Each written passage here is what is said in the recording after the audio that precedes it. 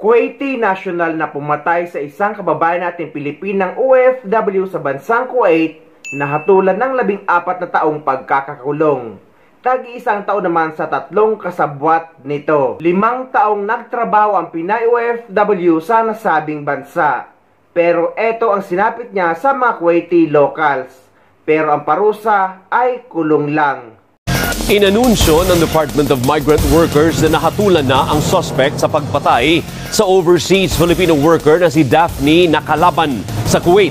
Ayon kay DMW Secretary Hans Leo Kakdak, pinatawan ng korte na 14 na taong pagkakakulong ang Kuwaiti na responsable sa pagpatay. Lumalabas na 5 taon nang nagtatrabaho sa Kuwait si Nakalaban. Hinatulan naman ng tig-1 taong pagkakakulong ang 3 kasabwat sa krimen. Nagpasalamat si Kakdak sa mga otoridad sa Kuwait dahil sa kooperasyon nito. Nakausap na rin ni Kakdak ang asawa at anak na babae ng biktima at nangako ng tulong at suporta.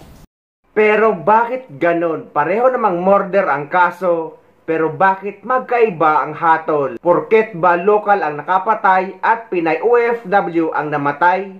Pero kapag side nila ang namatay at Pinay OFW ang nakapatay, ay parusang kamatayan agad ang hatol. Nakikiisa at nagpahayag ng kalungkutan ng Department of Migrant Workers sa sinapit ng isang overseas Filipino worker na nahatulan ng parusang bitay sa Kuwait.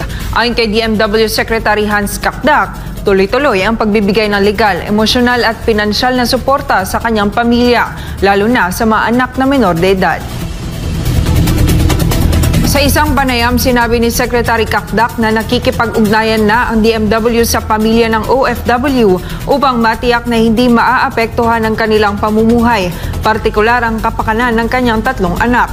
Dagdag ng kalihim, may nakatalagang legal team at defense lawyer na patuloy na nagbabantay sa kaso ng OFW at regular ding dinadalaw sa piitan, katuwang ang Embahada ng Pilipinas at ang pamahalaan ng Kuwait.